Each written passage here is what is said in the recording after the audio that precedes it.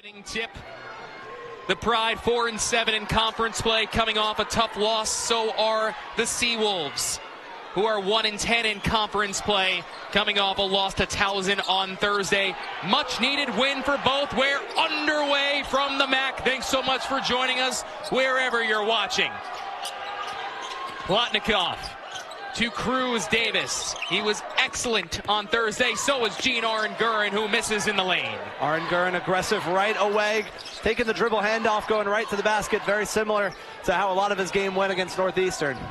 O'Connor, the three-time Rookie of the Week, and he has been heating up as he gets more comfortable in this freshman season.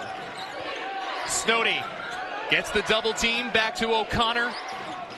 Snoddy thinking about it again with 5 on the shot clock. Straight away, here's Phillip, and that is an air ball that will hear from the displeasure of the Lions' Den. Well, first of all, it's not exactly Phillip's game. 0 of 9 from 3, but some keys to the game brought to you by Baikal Chevrolet. Hofstra attack the rack. That's what they did so well against Northeastern. Stonybrook struggles to defend in the paint. And for Stonybrook, take care of the ball. Turnovers were a big issue for them against Towson. Graham got fouled there as he was going up. Michael Graham had a lot of good opportunities on Thursday night, but just held to 6 points, went 3 for 12 from the stripe, had 10 rebounds, 7 of them on the offensive glass.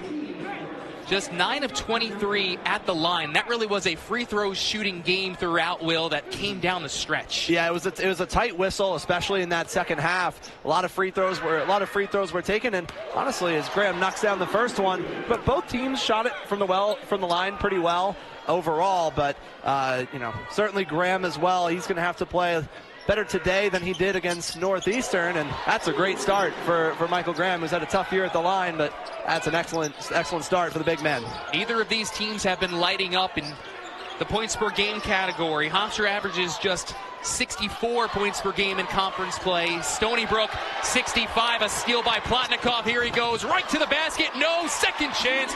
Michael Graham cleans it up. That's why you run the floor. If you're Michael Graham, you never know. But how about German Plotnikov, inserted back into the starting lineup, shoots the passing lane. Something Stonybrook struggles with, ball pressure with a couple guards out. That's going to be something to watch. They struggle handling the ball, especially the freshman Colin O'Connor, who's going to have to do a lot more of the point guard duties than he's used to earlier in the year.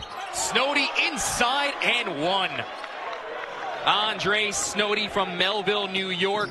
Went to St. Anthony's High School, prepped at St. Thomas More. And he has had some really good games against Hofstra and some not-so-great games, as this replay is brought to you by the Lantec Group. Well, Snoddy on that one, he just overpowers. He gets matched up against Cruz Davis, and Graham comes over to help. But, Snoddy's a big, strong guy at 6'6", 233. And he finishes through the contact and completes the three-point play. He's had a nice year, just under 8 points per game.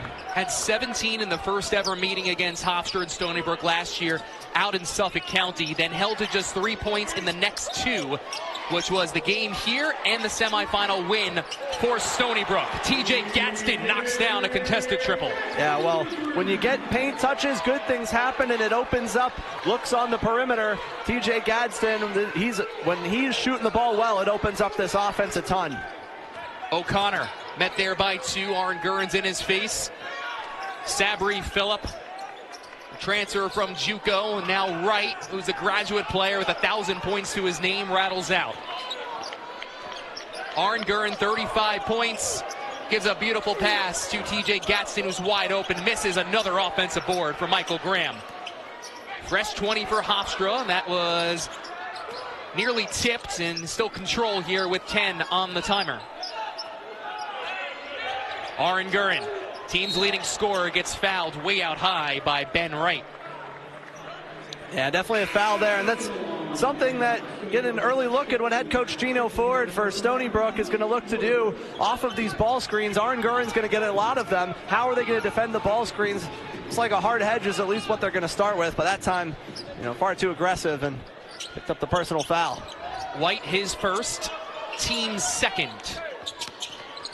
7-3 lead for Hofstra, looking for more in this possession. Passed inside, and once again, it's going to be Graham heading to the stripe. Well, I got to say, Dan, the the differences between the Northeastern game and early on in this one, the ball movement and player movement has been way better. This time, German Plotnikov, this is an excellent look by Plotnikov. And, you know, who doesn't get a ton of drives often from the three-point line. That time he does and doesn't panic. Nice calm pass to Michael Graham, who finds himself back at the free throw line. But this offense, they're moving the ball a lot better, and certainly, you know, Gene Arngern played really well, but, you know, sometimes it got a little stagnant against Northeastern. Today, early on, Hofstra is attacking the basket. Everyone's getting to the right spots, and Michael Graham, 3 of 4 from the free throw line. That certainly helps too. CJ Luster, the second, picks up foul number 2 less than 3 minutes in. He's their leading scorer. Keep an eye on that. Gino Ford, the 6th-year head coach, keeps him out there. As O'Connor, the freshman, skips a pass. Woodward now near corner. Snoddy in traffic.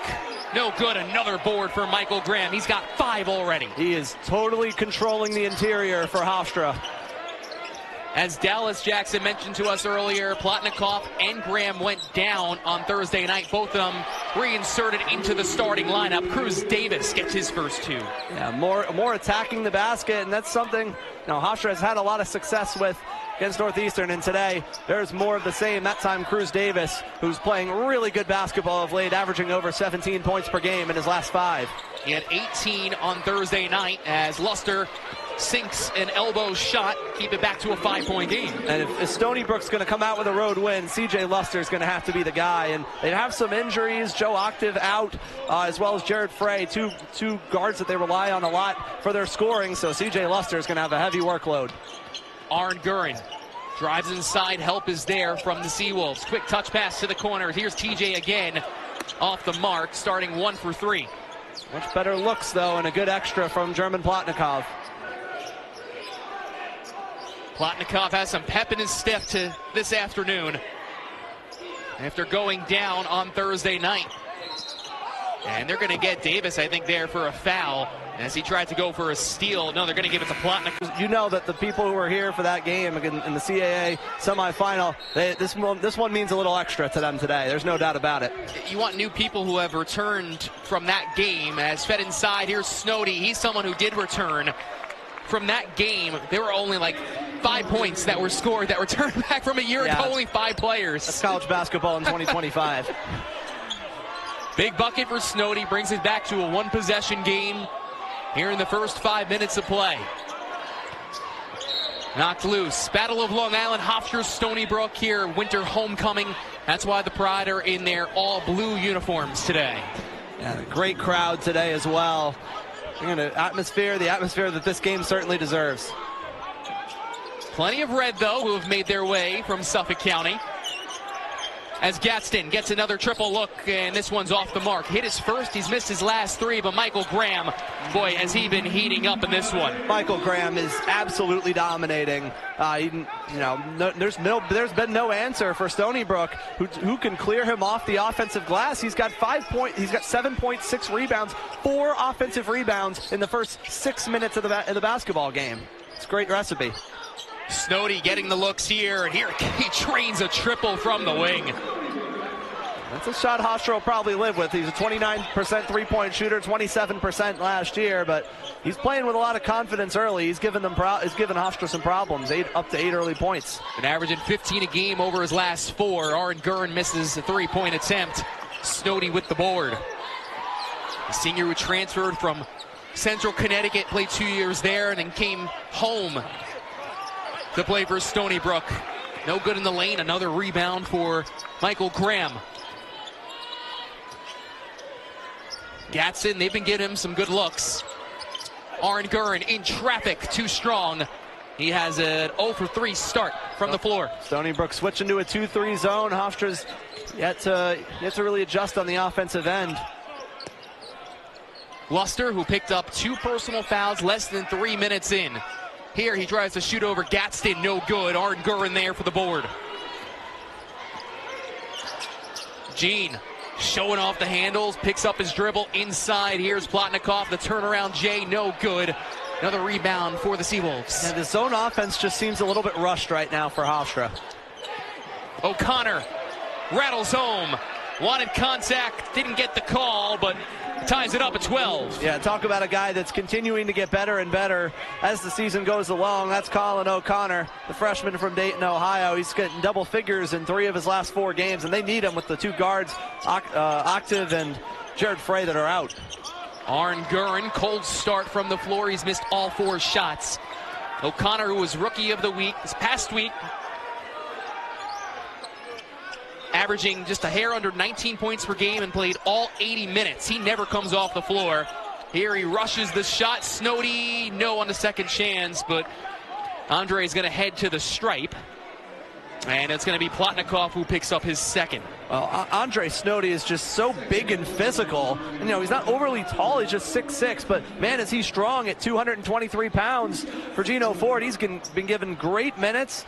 8 points. Now with the chance to add to that at the free throw line, he's got 2 offensive rebounds. He essentially there was boxing out German Plotnikov on the offensive end. Snoddy sinks the first, and it's a lead for Stonybrook for the first time today.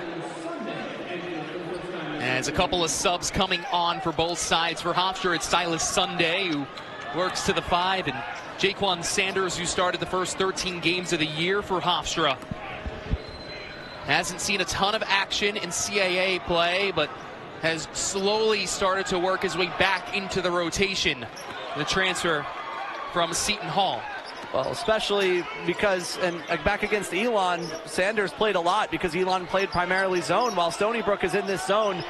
Speedy Claxton trying Jaquan Sanders as a potential zone beater with his shooting ability. He was shooting lights out early in the season. Sunday inside, takes 1 dribble. Nowhere to go. He's hounded underneath the hoop, and they're giving 3 in the key there. Yeah, no doubt about it. It's the right move for Sunday underneath, but Sunday trying to take a quick power dribble, get into the basket, but when he got stonewalled there, just wasn't able to get the ball out of his hands back to the perimeter and get out of the paint. That's a big win for Stonybrook and their interior defense. Nice defense there from the sophomore Leon Nahar, who just checked in. Quinn Gorman also checked in for them. Yeah, Nahar's about 6'10", but he's primarily on the perimeter as an outside shooter. Phillip underneath, and did he step out? He did. So it's a turnover. It'll be Hofstra basketball. Down anytime he pulled up for a shot, it was going to go in. Yeah, it was like a generational heater that he was on. He just could not miss, and there you go, right on cue. Thank you, Dallas Jackson, for getting Gene Arngard going. His first bucket today in 5 attempts, and it ties the game up at 14. They were cold for 3 minutes, the Pride. And we're all tied up at 14 apiece. 8 minutes into this contest. O'Connor, the runner, looking over Sanders, and Snoddy's there for the putback. Well, someone for Hofstra's got to put a body on Andre Snoddy, because he is relentless on the offensive glass. He's winning the initial position battles, and he's winning the offensive rebounds before the ball even comes off the rim with his positioning. So Hofstra's got to do a better job trying to keep him off the glass. Sanders, the triple, rims out. This zone has worked so far for the Seawolves. Yeah, it sure has. Hofstra's struggled to knock down outside shots, and haven't really sustained much good zone offense with really quality looks at all. Connor skip past Snoddy. Got 12 of the 16 points for Stonybrook. Gorman's 3. Got deflected. Sanders runs the floor. And now Arn Gurin. He loves this side of the floor. With the right hand. Throws on the brakes, looking inside for Sunday, and he wasn't cutting. Yeah, I think if you're Gene Arn Gurin there, I mean, he thought Silas Sunday was in a different spot, or was going to go to a different spot, but Gene Arn Gurin there, that's one. Might want to just put up that little jump hook that he does pretty well in the post. He loves that. He loves that back down in the post on the left side of the floor, as you mentioned, Dan.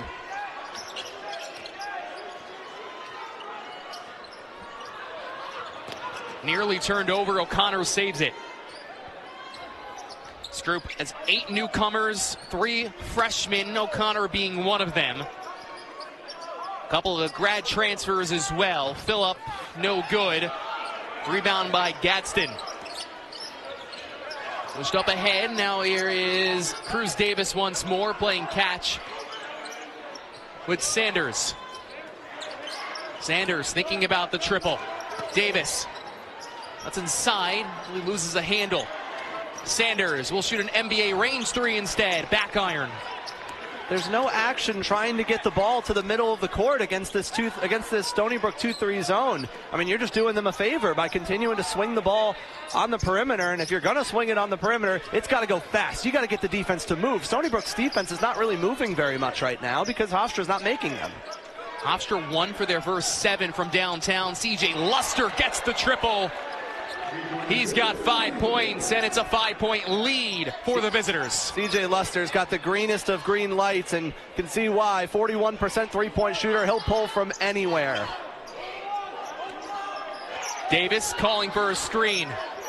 Set by Sunday. They get it to Sanders here on the left this time. He called for one, didn't have it instead. Arn Gurin's triple on its way, and that's good. And that's a great shot from Gene Arn Gurin, a tough shot too, and one that Hofstra really needed. Snaps a scoreless drought over the last just under 3 minutes. 2-point game now for O'Connor. Luster. Now Phillip between the circles and give him space. He drives to the basket and fouls him on the way. 2 free throws upcoming for Sabri Phillip. So Sabri Phillips, he's a 6'4" guard, but Silas Sunday's got the matchup on him because he's not as much of an outside threat. You know, Sabri Phillips says, you know what, even though you're giving me this jump shot, I know my game, and it's to get to the rack. Try and get around Silas Sunday, who just couldn't move quick enough to keep up with the shifty Sabri Phillip, and he's going to get to go to the line for 2. Phillip on his 3rd school, started at San Diego for 1 year, then went to Navarro Community College for 2 before joining the red and white. Woodward returns, and Khalil Farmer makes his first appearance for Hofstra. Farmer, who started the last few games. It's a 21-17 lead for Stonybrook. Arn Gurin, here's Gadsden from the stripe. That's no good. He's had a cold start after hitting his first triple. 1 for 5 now. Yeah, there's Hofstra at least right now, and at least that's a better look from Gadsden at the high post, but gotta find someone who can get to the high post, maybe try and get Gene Arn Gurin into the high post and let him make decisions there instead of TJ Gadsden, where it's not as much his game, but good defensive stand there. Stolen away by Davis. Jump pass. Here is Khalil Farmer. Here's a 2-pointer that is off the mark. Sunday pulls in the board, heaves a pass back out, and Farmer has it. Arn Gurin against O'Connor. Looking inside for Sunday. And a little too far. Another turnover for Hofstra as they trail by 4. 5 minutes during that stretch, and I mean, he really does provide as a dependable role player for this team. And you brought it up earlier. We did our pregame show on YouTube, which you can, of course, rewatch live at any point. That was from before. It was something that even you said, one of the biggest wins this year at home against UNCW was because of Khalil Farmer. It sure was, because of what he provided on the defensive end of the court and the ability to knock down perimeter shots. And these past few games, it just hasn't really been there. And how about that? Khalil Farmer's causing that turnover right there. Into the hands of Arn Gurin. It goes right to the basket. Defense to offense. Pride down by 2. It's a great job by Arn Gurin shooting the passing lanes, but it all started with Khalil Farmer there, playing great defense on number 11, Nick Woodward, pressuring the ball and then forcing an ill-advised pass. That's all number 3. O'Connor with contact and can't get it to go, but free throws upcoming for Colin O'Connor once again.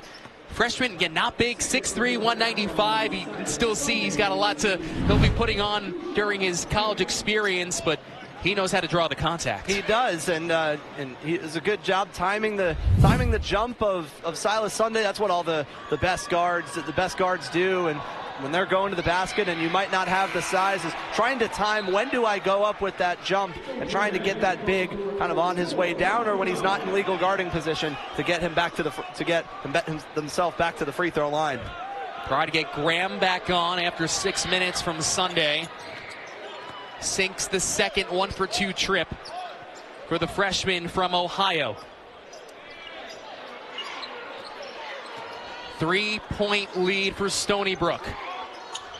Farmer, Aranguren working against this Stonybrook zone.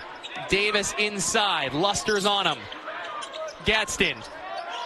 He'll go downstairs to Aranguren on the right block. Feeds a cutting Gadsden. Good. And that is much better zone offense out of the timeout, because you have multiple guys flashing into that high post area where Stonybrook always has to have their head on a swivel. Makes it much more difficult to guard. So Aranguren and Cruz Davis flashing to that part of the zone. And the defense stepping up here on back-to-back possessions. A chance to take the lead. Farmer from the corner rattles out. Gadsden offensive board. What was working so early on in this game was the offensive glass for Hofstra. And it was Michael Graham who was pulling them in left and right. Aranguren spin move. Davis puts it back on the deck with 5 on the timer. Farmer straight away with 3, has to heave it up. It's good! And the crowd erupts. Oh man, Khalil Farmer, that was an unbelievably tough shot, but that's just one Hofstra really needed. Kind of put the energy back in this place, putting themselves back up by 2. What a big shot by Khalil Farmer, and an offensive foul on Stonybrook. 3 excellent defensive possessions by Hofstra. And the defense makes it pay off. How do you not love a guy like Khalil Farmer on your team? I mean, I absolutely adore having Khalil Farmer on my team. I mean, look at this. He's got it. Shot clock winding down. Luster's in his face. He rises up. There goes that man, Khalil Farmer. He's so valuable. He's got, just 3 points, but it's caused a turnover as well. He's given huge minutes. He makes it really hard for Speedy Claxton to take him off the floor. Redshirted his first year, then injured his hand, so he couldn't practice for really the majority of that second half of the CAA slate.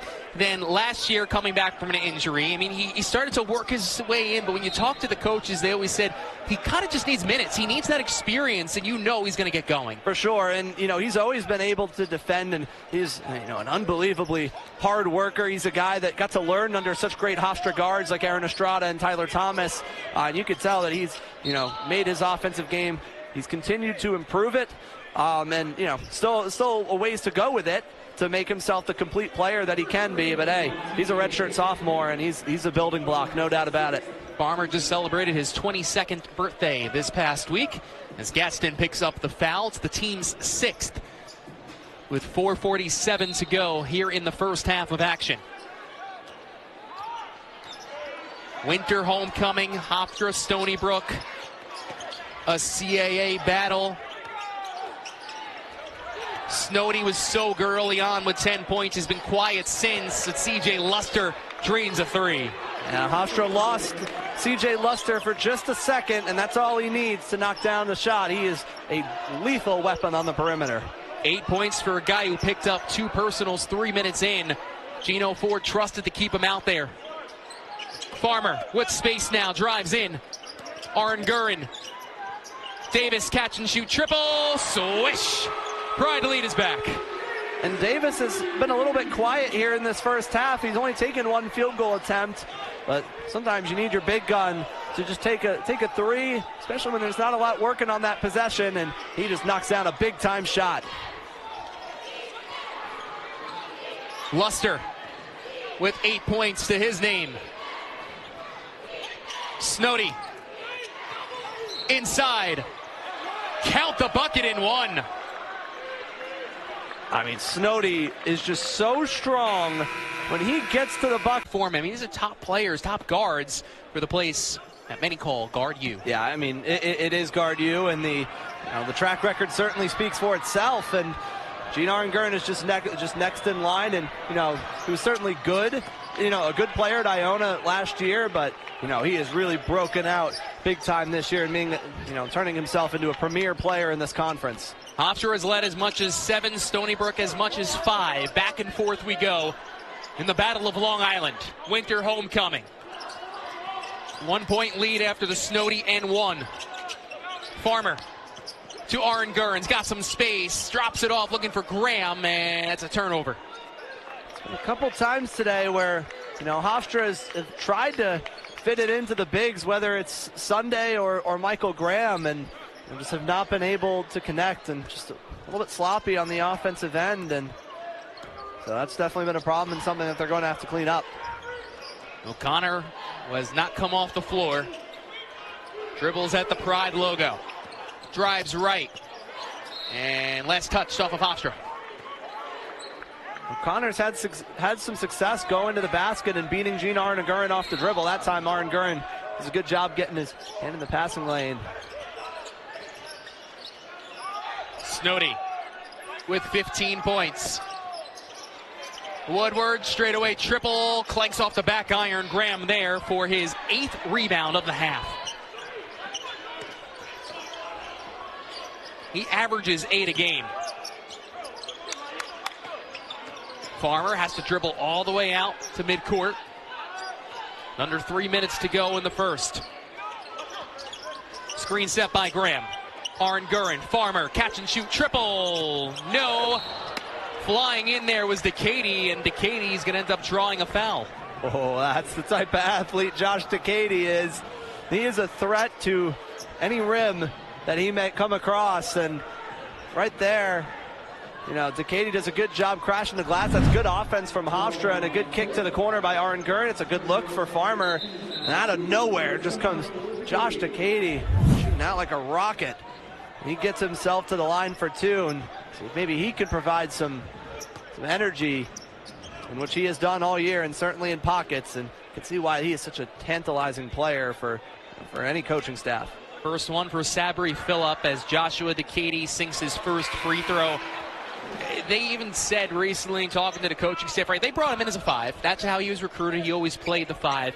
But they see him as a 4 going forward and know that his numbers are going to continue to elevate in terms of minutes. Yeah, for sure. And specifically the development of his three-point shot has been something, to marvel at as the season has gone along. He said he's, had never really been a three-point shooter, but now, and we'll see if he gets an opportunity to today, but he's got a pretty good-looking three-point stroke and got to show it, hit 2 threes against Elon. Eric Parnell, who did not play in the last game, checks in, number 24. O'Connor, Woodward, his triple on its way. It's good. Brought Michael Graham all the way out to the wing, and it's a 3-point lead. Hofstra's willing to give Woodward that shot. He's just a 22% three-point shooter, but that's a high arcing shot, and when you get that ball up in the air, it's got a lot of room to drop in. 3 for 6 from beyond the perimeter today. Parnell, he's a good three-point shooter, and he makes them pay. Ties it up at 31. Well, what a great move and a chess move from Speedy Claxton, bringing in Eric Parnell, who has not played a lot in CAA play, but he's a really good three-point shooter. And Hofstra today has had looks from 3 that they haven't been able to convert on, but that's a big shot from Eric Parnell. Now you said it, Will. Just 11 total minutes in conference play, only his 4th appearance, and here he grabs a rebound after the 3-point miss. Davis fires a bullet downstairs. Here's Graham. No on the up and under. 1:15 to play. O'Connor on the baseline. Slings a pass to Snoddy. Nothing there. Now Woodward. Picked off by Davis. Cruz to the basket with the right hands. Cruz Davis's defense, it's gotten better and better as the year has gone on. He is an underrated defender. That time, that's a big momentum turning play. Under a minute to go in the half. Decady fighting for the ball. They're going to give a held ball. They are.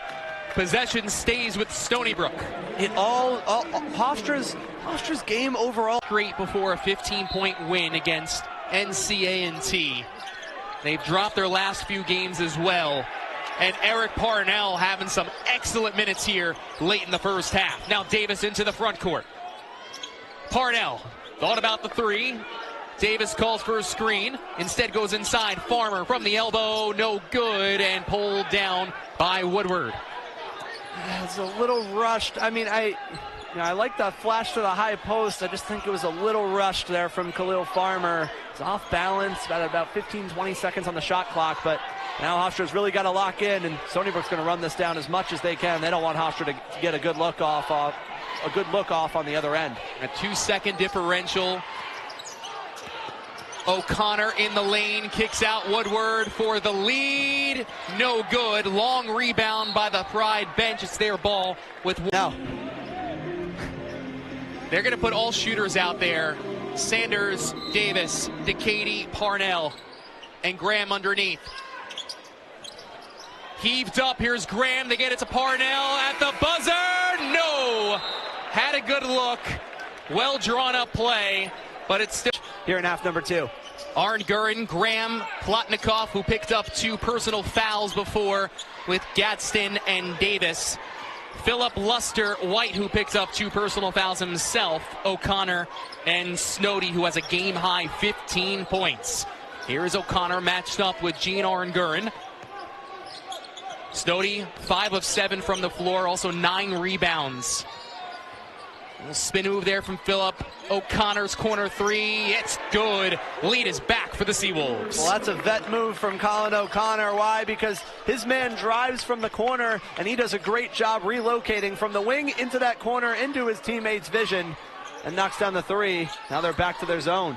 Arn Gurin in the lane. That's going to really open up the zone and possibly get rid of it. That's what you need to do. You know, sometimes there's too many misconceptions with, we need to put a big or a wing. Put your best decision maker in the middle of that zone and let him make decisions. Gene Arn Gurin makes the right one, knocks down the 2. And we saw Joe Mihalik's zone for years work to perfection. Inside, White gets Graham up and can't get the N1. That will be Graham's 2nd personal foul.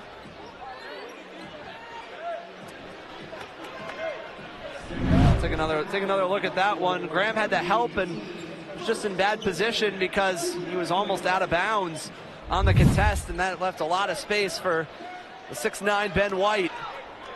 Ben White knows this conference really well. He's scored 800 of his more than 1,000 career points for the William & Mary Tribe. Preseason honorable mention when he was at William & Mary. Went to Toledo last year. Didn't see a big role. He started a handful of games, just a point-per-game player. Now he's back in the CAA and a starter for this Seawolf group, but goes 0 for 2 at the line. Arn Gurin up ahead after he pulled in the rebounds. Davis has 7 points. He hasn't missed a shot today. And a kick ball. CJ Luster doesn't agree.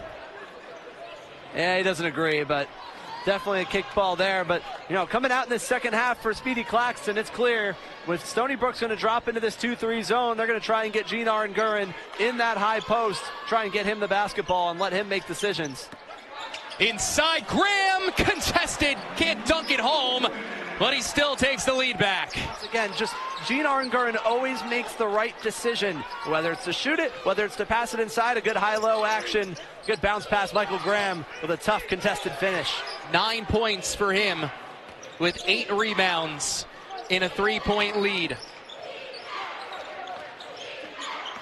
Davis on top of Luster. White inside with the right hand, no good. The tap back is good on the second chance. It's a good initial contest, but that's a good second burst there from Ben White, who keeps going forward while Graham was going backwards in the air after contesting the shot. He's there for the tip-in. Davis gets the screen from Graham. 7 points for him. Graham back to Cruz, left wing triple, connects. Just beautiful, beautiful, beautiful zone offense. You get the ball inside, swing it to the other side. You gotta keep getting the zone to move, and that's just a great skip pass from Michael Graham to Cruz Davis for the open 3. Cruz leading scorer for Hofstra today. The Pride are 7-2 when he leads the team in points. White with 7. Phillip, baseline jumper, that's good. Well, Phillip, he's a decent mid-range shooter, gets to his spot. That's pretty good defense from TJ Gadsden. Had a hand right in his face. Plotnikov with no points today on 0 for 3 shooting. And they're going to pick up a foul against, I believe, C.J. Luster it is, and that is his third. Now remember, he picked up 2 3 minutes in, stayed out of any foul trouble, but they're going to keep him on here once again. And I agree with that because, you know, it's not like Luster's a big, he's not going to be contesting a ton of shots at the rim. You just got to trust your junior point guard to be smart and not get a third foul. He's just too important to this offense, especially with the pieces that they have missing. Davis, who started his career at Iona St. John's last year as he followed Rick Pitino. Here he comes to Hofstra, and he drives right to the basket to extend the lead to 4. Well, you get Stonybrook out of the zone with the way that they've been playing. Now they go back to man-to-man, and Hofstra goes back to their bread and butter. High pick and roll with Cruz Davis getting him going downhill into to the bucket. He's played great. 12 points for Cruz, one-time player of the week in the conference, and a 3-time rookie of the week. Cuts it back to 2. Hofstra's defense has got to tighten up. You know, offensively they look pretty good overall, but you know, defensively not doing a very good job at the rim and in the paint. Back cut like that, pass can't get there. Davis puts on the Jets, working against O'Connor.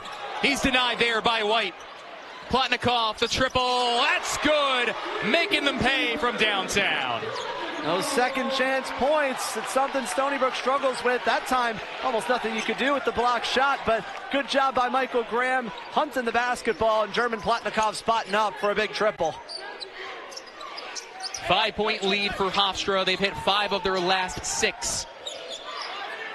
Their largest lead was 7. This is a foul. It's going to be against Arn Gurin. Yeah, he's just a very steady hand, you know, a veteran, you know, who always knows where to be on the floor, and he's just, you know, remarkably consistent as far as, you know, his defense and his rebounding, and he's got a real nose for the basketball, and he's been big today. 9 points and 9 rebounds overall. 3,819 fans have made their way out here to the Max Sports Complex. It'd be pretty cool if we have 38,000 people here. Yeah, I was about to say that'd be pretty cool. Everyone would be pretty tightly knitted, tightly closed in. In a building that has seen so many great moments over the years, 3 presidential debates, plenty of basketball wins along the way. 3-point game, Gene Arn Gurin. The turnaround J is good. It's a good rescreen action. Get Gene Arn Gurin going to the bucket, and he loves that turnaround jumper from inside of 15 feet. 5-point lead for Hofstra. Woodward now drives inside over Sunday, who pulls in the board, feeds it up to Arn Gurin. The native from Venezuela and transfer from Iona. Gadsden, his 3 is off the mark. Excellent hustle there from Gene Arn Gurin to keep the possession for Hofstra, but in particular, looks like, and the refs are going to get together and change the call. It's actually going to be Stonybrook basketball. Still a good look in transition, though. Gadsden gets to the right spot. He's just been a little cold shooting from outside. Fans were less than a month away, believe it or not, from the CAA Men's Basketball Championship. For tickets and more information, go to CAA.com.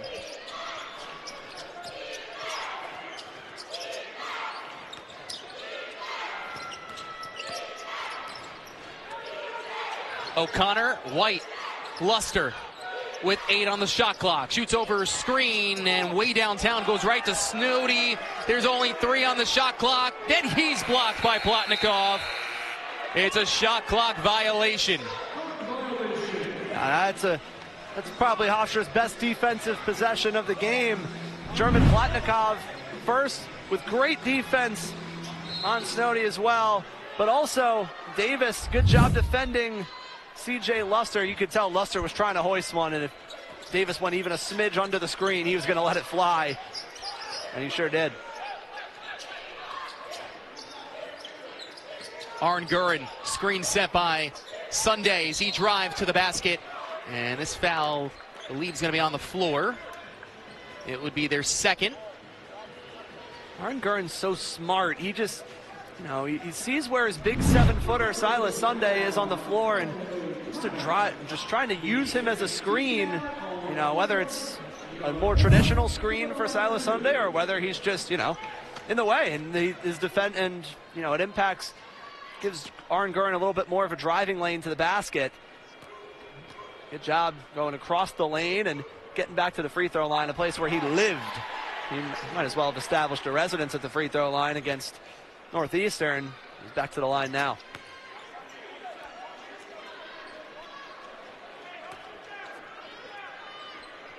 Aaron Gurin, the only player in Division I basketball with 350 points, 140 rebounds, and 100 assists.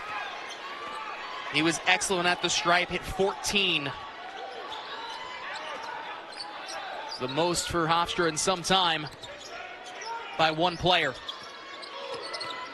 Snoddy, dispossessed for a moment, regains control, gets it to White.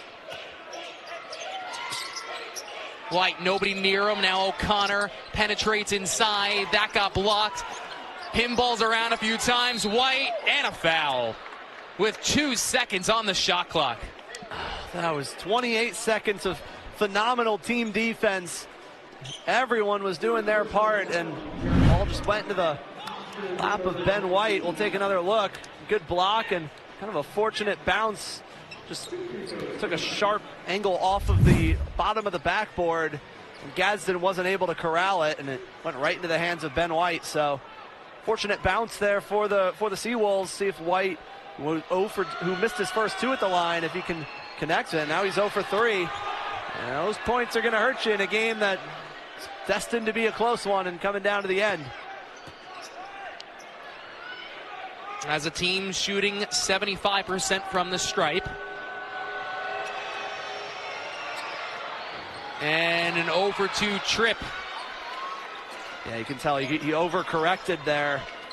It's been long the first 3 and said, all right, I'm not going to be long, and left it short. Now more zone from Stonybrook, so Aaron Gurin back to the middle. Gave Hofstra some fits early on. Plotnikov inside, no. Snoddy picks up the board. He's got a double-double, 17 and 12. O'Connor, spin move, swatted away by Sunday. Yeah, Silas Sunday was just waiting for the spin to go back the other way. Not to mention, too, Aaron Gurin does a great job. He played that spin perfectly. He's watched enough film on Colin O'Connor that he loves to go to that spin move. 22nd block of the season for him. Counted and one! A 4-point play upcoming for C.J. Luster. Talk about a momentum swinging play. C.J. Luster is a tough shot maker. Had a little space, and Sunday just flying out to get a hand on him. But when he landed, Sunday definitely gave him a bump just on the closeout. I think it's the right call. And that's a tough break for Speedy Claxton and Hofstra. When it started to look like, not they were totally taking control of the game, but it was starting to head in that direction, playing a really good start to the second half. And, man, 4 points can swing the game just like that. What a big shot from C.J. Luster, the Salt Lake Community College transfer, one of the best JUCO programs in the nation. He was the leading scorer on that team. He's no doubt ready for this stage. Connects on the 4-point play, and it's a 2-point game as Eric Parnell checked back in for Hofstra. He played some good minutes late in the first half. Gadsden puts it on the deck, drives, nowhere to go. Parnell, his 3, wide right, tapped into the hands of Phillip. It's a settle. That's a settle for zone offense. It's a really deep 3 with not a whole, didn't reverse the ball one time. A chance to take the lead with an empty-handed possession, though, stolen by Plotnikov. Top of the key jumper, and the mid-range goes for Davis. Yeah, it's a big-time shot from Cruz Davis. good read to pull up from the mid-range, but how about German Plotnikov on defense? When momentum starts to swing, his effort, his intensity swings it back the other way. Phillip inside, and leave Luster wide open. He misses his three-pointer. Wow. I mean, that is fortunate to lose a guy like Luster, not pay for it dearly. Plotnikov corner, no.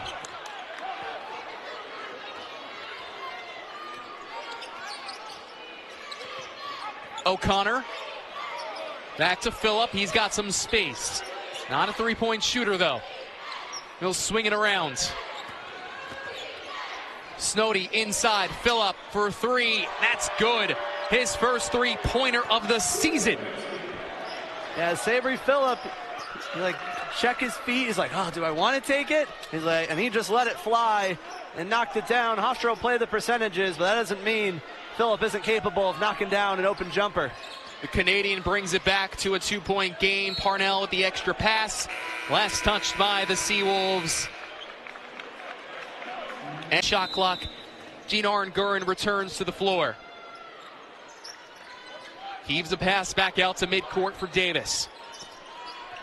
14 points for him. Parnell's open for a three. It swirls in. That is just money out of the timeout. Arenguren starts as the inbounder. The defense takes their eyes off him for a split second, and he sneaks to the high post. They give it to him, and he finds the open shooter, Parnell, in the corner. That's poetry in motion. Snoddy can't get the N1. He's heading to the line. Andre Snoddy, 17 points, 12 rebounds. He's only missed 3 shots today, 5 for 8. Yeah, that kid's a baller, no doubt about it. He has showed up to play in a big rivalry game, no doubt about it, and he's just smart. TJ Gadsden's hands were in the cookie jar, and he just rips and goes up. You know, you see it in the NBA all the time. And Snoddy back at the free throw line where he is 6 of 6, has not missed from the line today. Sinks the first 2022 NEC All-Rookie team after he started at Central Connecticut State. Averaged just a hair under 9 per game in his final year. Started at St. Anthony's High School out in Suffolk County. Took a prep year.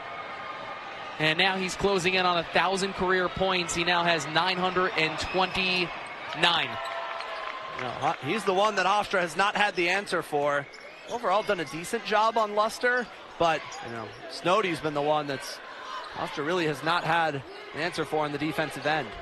17 in the first meeting between the two, and then only had 3 total points over the next 2. Inside looking for Sunday, can't handle the rock. It's knocked out last off of Stonybrook. It's Hofstra has these possessions in their zone offense where the ball moves great, reverses, they get a good look, but when the ball sticks on one side of the floor, it becomes a lot tougher, and the hands are already in the passing lane, knocked it out of bounds. 5 on the shot clock, top of the key, no good from Arenguren, and it's going to be a foul. Stays here, and it's against Stonybrook, saying they grab Silas Sunday. Ben White. Gadsden and Sunday, so much size down there. They were both right under the basket when the shot went up. So just based on where they were when the shot goes up, that was trouble for Stonybrook. White's third, team's third. Arenguren slashes through the lane, gets it right back, catch and shoot, contested triple, that connects. Well, that's just a big-time player making a big-time shot. Finds that wing 3, he loves that spot on the left wing. He buries a big triple to put Hofstra up 6. 15 points, now a team high. Team's leading scorer is Luster. Works inside, White's there, dispossessed, doesn't really have full control, now he does. O'Connor with 7, quick jab step inside, turn around, White, it's there in the skyhook. Excellent footwork there by Ben White. A lot of pressure, he's able to hold strong, hold on to the basketball. Good footwork right to that skyhook, and a big basket, a good answer for the Seawolves.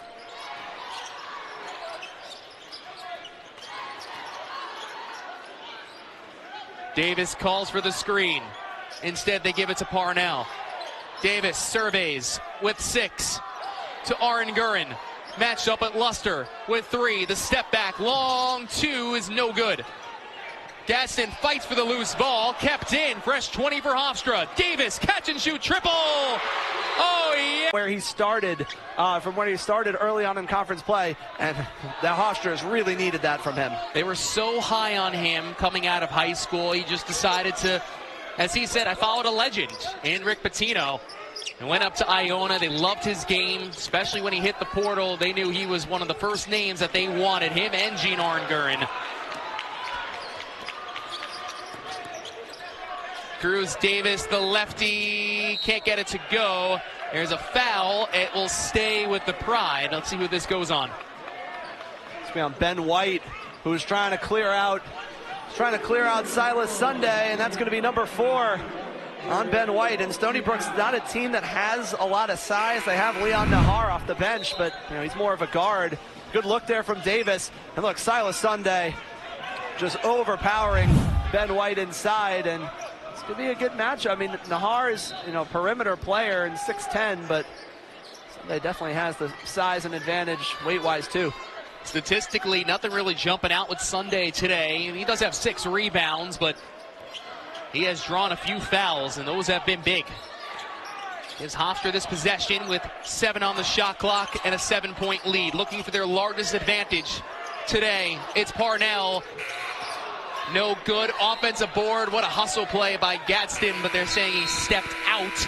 If you remember, he said one thing specifically that really stood out to me, which was, we have to be the more desperate team. Obviously, Stonybrook has not had a very good year. They're last place in the CAA, but they cannot be the more desperate team. We have to be the more desperate team, and those second chance points, and keep coming back to that TJ Gadsden play, that good save that led to a Cruz Davis 3-ball, and that was just huge. They've lost 3 games where they've had double-digit leads in the first half. And then a tough loss against Northeastern just this past Thursday. Phillip, that is a 3. That's no good. Well, Snoddy's been able to overpower a lot of Hofstra defenders in the paint, and so Speedy Claxton just said, all right, here's Silas Sunday. You're not going to overpower him in the paint. Sunday with the rock. Puts it on the deck. Spin move. Back with the right hand. He's fouled. Kind of a late whistle there, but still works. Certainly was. I have to get another look at that. I don't know if I saw a whole lot of contact live. Could absolutely be proven wrong. I thought he was just going to go back to that left hand, and that's a strong hand too, and Nahar was playing him to go to that. I thought he was just going to go up there. Oh yeah, definitely contact on the wrist of Silas Sunday, and this is a part of Sunday's game, his free throw shooting. 10 of 16 this year. He's improved a lot in this department. That's called a broadcaster's jinx. Okay, but I said something very general, which was in effect that he's improved. I didn't cite any numbers, anything. I didn't say he hasn't missed in blank. 2 for 4 in conference games this year, and here he goes 1 for 2. You just said the word miss. That's why he makes. Is that all it takes? That's all it takes. Okay, that's good to know for next time. 60-52 largest lead for the Pride today. It's 8 points. Both teams had held leads. Stonybrook as recent as 30 seconds into the second frame. Leon Nahar, straightaway 3. Luster, that's good. 15 for him, his 4th triple. When Gino Ford needs to get a basket and break that 2.5-minute drought the Seawolves were on, run Luster off a couple screens, and Parnell was late to close out. 10th game this season, Luster has had 4 3-pointers or more in a game. We'll give it to Sunday. Sunday with the right hand, that falls. Good patience, keep it high, big fella. And he puts it up and in.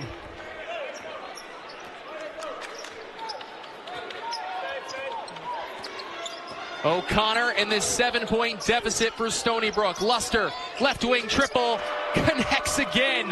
His 5th 3-pointer, and he keeps Stonybrook in this game. At one point, are you going to just potentially put a guy on Luster and just face guard him?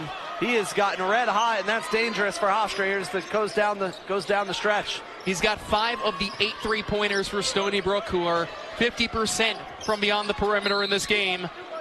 And this is an off-ball foul. It's the team's 6th. It's just that, and you're right, Dan, exactly, because Stonybrook does not have a lot of three-point shooters. So, you know, if you're just possibly just put a guy, face guard him, face guard Luster, and you live with, you know, the lack of help inside. And, you know, certainly happy with the minutes that Sunday has given you to try and get Snoddy out of the lane. Nahar picks up his first, now he picks up his second. So 2 fouls in just a couple of seconds, and that also puts Hofstra in the bonus. Yeah, that is not a good foul from Leon Nahar, especially after, you know, you pick up your 6th team foul. I know you're trying to get out there and stop the penetration on the hedge, but just didn't move his feet quite quick enough, and it looks like Gino Ford's going to go back to Ben White with 4 fouls. 5:21 to play. Aaron Gurin, a 74% free throw shooter, connects on the front end of the 1-and-1. Of his 35 points, he had 14 of 18 at the line. Most free throws in a game for Hofstra since 2020. And he's just, Nahar's just a half step late to get out there, but Aaron Gurin quietly, he's had a great, really solid game. 16, 2, and 8. Goes 1 for 2 for the second time today. 16 points for him. 5-point deficit for O'Connor and company.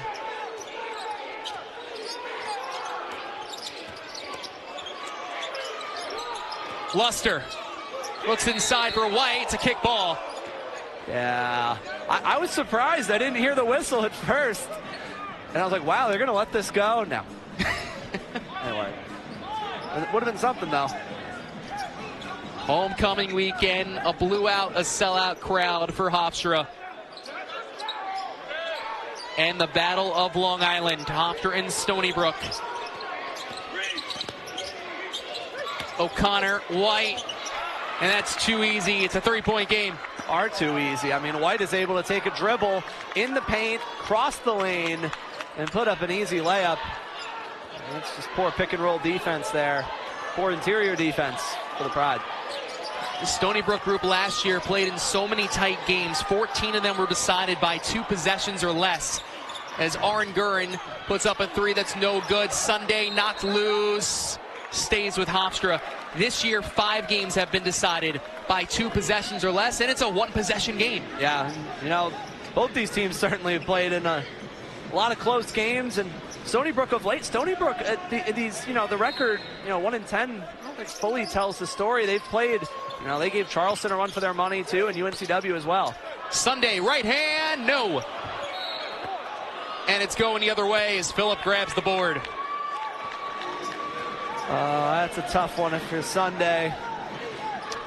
It's always chancy when you're right over there and, you know, just trying to put it right over the rim. Big 2 points left off the board.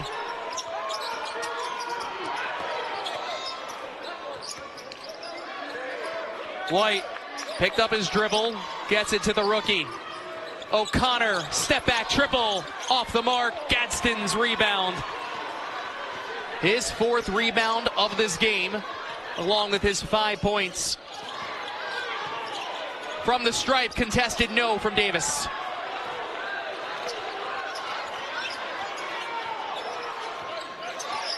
Luster feeds inside. White heading to the line when we come back.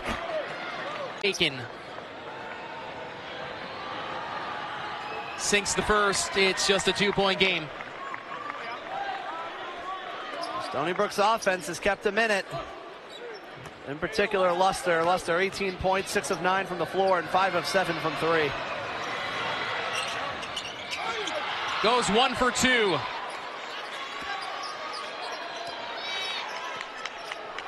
Those free throws could come back to kill him. Huge, huge. 2-point game. Seawolves keep hanging around here. Davis with 3:20 to play. Handoff, drive inside, pulls up from the stripe. Contested shot, Aaron Gurin. Nice defense. Yeah, Sabri Phillip did a phenomenal job on Gene Aaron Gurin there. Colin O'Connor, the Dayton, Ohio native. Here's Luster. with 5 threes already, and he's fouled. A chance to tie the game. Sure did. They send Luster off of a screen. It was a good job by Davis to jump out there and take him right there. He did a good job, but watches after the land. Yeah, well, definitely some contact. Didn't let him fully land. That's going to be in 3 free throws at the line for CJ Luster, who's 1 of 1, 88% free throw shooter. He's one of the best in the nation. Sinks the first. Third personal against Davis. Both teams are in the bonus. Take another look. Watch that, and yep, Davis doesn't let him land. That was a big point of emphasis a couple of years back. We're tied up at 63. He sinks this as their first lead since just 38 seconds into the second half. He does. CJ Luster the second. 64-63, 3 minutes to go. Khalil Farmer, who just checked in. Graham, Aranguren. Here's Gene, dribbles right. Back to the left hand, fed inside. It's knocked loose. Fed up ahead. Snoddy, hop step in the lane. He's fouled. Day overall, they have really struggled down the stretch, and unfortunately it's been a trend this year. What is with these two teams? It seems like whenever they're here, it's a tight game. I think back to almost 10 years ago, Dion Nesmith hitting a huge bucket to win it for Hofstra over Stonybrook. That was back when Stonybrook was in the America East. Last year, Tyler Thomas, the game winner. And here it's a 3-point advantage as Andre Snoddy has 21 points and 12 rebounds. The Long Island kid in the Battle of LI. 3-point deficit for Hofstra. Davis screen shot by Graham.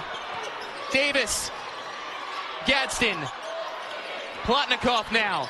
Drives, looks inside. Graham, the two-handed flush. Down by 1. Just seems like whenever they need a big play, offense or defense, German Plotnikov's the one to provide it. It's happened a couple times today. Good bounce pass to Graham. Now you need a stop. O'Connor. Snoddy takes the 3. That's good! On rivalry, he's showing up. Career high day, 24 points on 6 of 9 shooting. Now the Pride are down 4 with under 2 minutes to play. Both teams are in the bonus. Gene Aranguren, he has cooled off, and so have really the entire Pride offense the last couple of minutes. Aranguren against Phillip with the right hand. Too strong. Graham's there. He's fouled. That's on White. He's out. Let's see. It's on him. Ben White is out of the game. So they have lost their 5-man, and Quinn Gorman, the 6'8" freshman from Virginia, will check in his place. Aranguren gets the ball up on the rim. And now Graham, just 2 humongous free throws. 5 of 8 from the stripe in conference games, sub 50% on the season.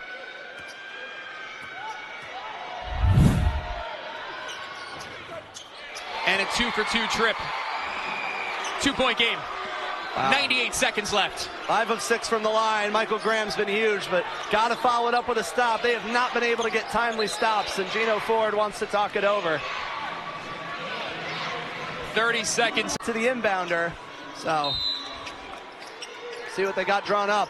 Massive possession. Only 1 timeout left for Stonybrook. They also have the possession arrow and are in the bonus. O'Connor to Snoddy with his career high day. The handoff to Phillip with 8 on the shot clock. Works inside. The right hand, good. Well, Hofstra blows up the set that Gino Ford wanted to run, so it ended up being just Sabri Phillip. Clear out and go get a bucket. 4-point game. Davis looking for Gadsden. It's turned over. A foul on Plotnikov as Luster was going. Free throws upcoming. Yep, miscommunication. Thought Gadsden was going to cut backdoor, or Gadsden was cutting backdoor rather. And clearly, Cruz Davis didn't think he was. Smart foul from Plotnikov, even with Luster being a great free throw shooter. But unfortunately, it's a 1-and-1, but this has been the story for Hofstra in late game situations. Crucial mistakes, crucial miscommunications. You know, you break down on a miscommunication that leads to a Snoddy three. Miscommunication on the offensive end that, or your teammate's cutting and you don't think he is. And Stonybrook hasn't made those mistakes. He goes 1 for 2, 72-67. Davis drives inside with under a minute to go. Davis at the right block, he's fouled. Team's 9th, 2 free throws upcoming for Cruz Davis. All right, so Davis at the line, 79% free throw shooter. He just goes in the post and did a little bit early on. So, I mean, certainly the strategy depending on the free throws here. Battles in the first. So, if Davis hits this free throw, I think you play it out. You got about 18 seconds between the shot clock and the game clock. But if he misses and it's a 2-possession game, then I think you got to foul and try and extend the game. All right, now I think you can play it out, but Speedy Claxton's going to call a timeout, I think, to set up the defense. He's got 3 of them, so you might as well. Just 2 left now in this 3-point game. And if you foul being aggressive, you foul being aggressive. Pride's defense has been elite this year, one of the best in the conference. O'Connor gets it up ahead, Nahar, and now he's fouled. You found the right guy, but he is 6 of 7 in his limited attempts. Yeah, but for a guy who does not shoot many free throws at all, you're right, Dan, with just the 7 on the year. You know, he's a perimeter player. 84% of his looks are from 3. This is a lot different. This is 2 shots as well. Big pressure free throws. As the Lions Den gets loud, he misses the first one, and they're going to get louder. Listen in. Got to box out and go quickly to the rim.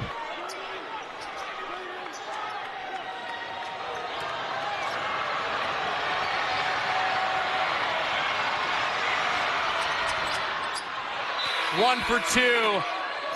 Got that friendly roll. 4-point game.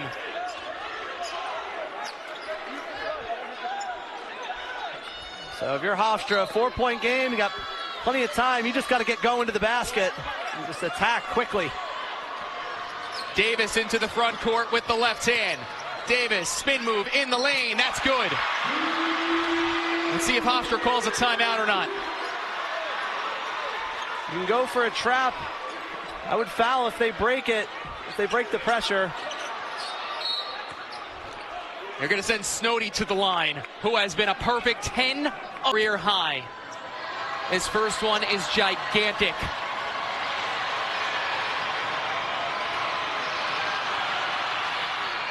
And perfect.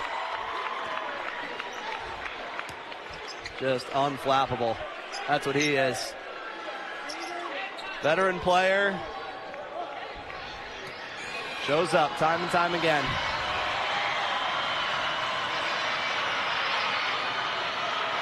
Can he make it a 2-possession game? He does. 33 seconds to play. Davis to Oren Gurin. Davis is 3 in front of the bench. That's good! 1-point game! This game always delivers, Dan. Who's the quarterback? It is O'Connor.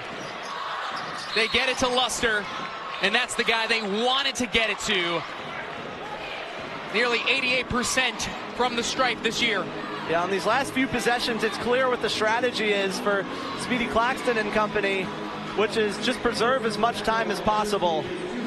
And they're not really willing to go for the trap and risk giving up an open dunk or something like that on the back end. So They're just trying to preserve as much time as possible, but Leicester, great free throw shooter.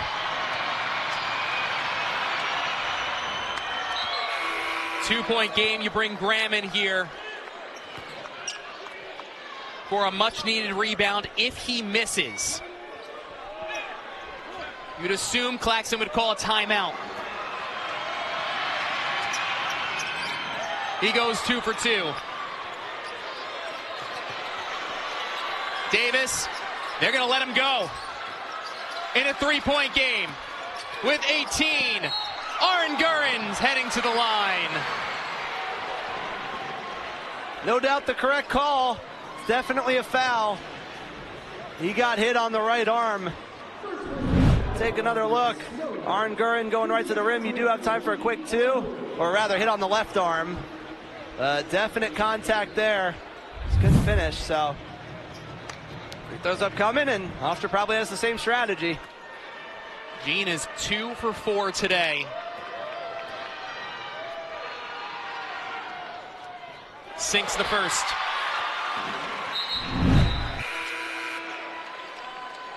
Another look at the foul. Yep, Snoddy right on the left arm of Aaron Gurin.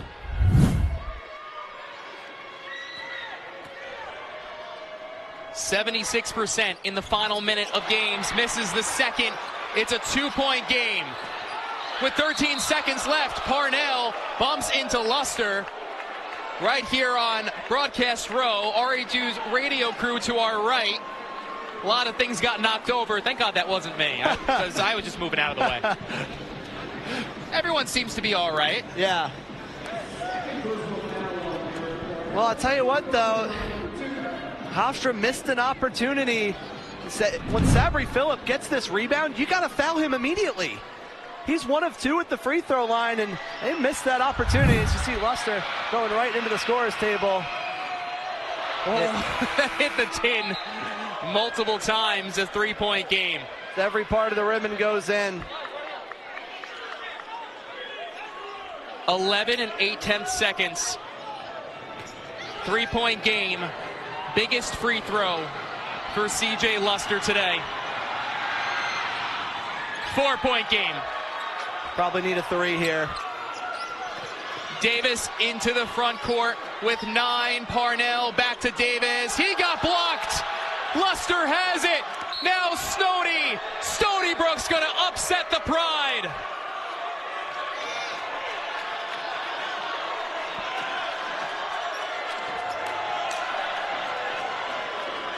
Well-deserved celebration. Stonybrook came in. They're 1 and 10. They're 5 and 19 overall. They don't care. Just got to keep playing. That's what they did. And of course, it is CJ Luster, who's got 26 points with the play of the game on defense to ice this one out. And Stonybrook, I mean, it's been a tough season, but when you play your rival, again, you throw everything out the window. And their big-time players hit big-time shots all game long, Luster and Snoddy. Parnell from 2/3 of its way, no good. And that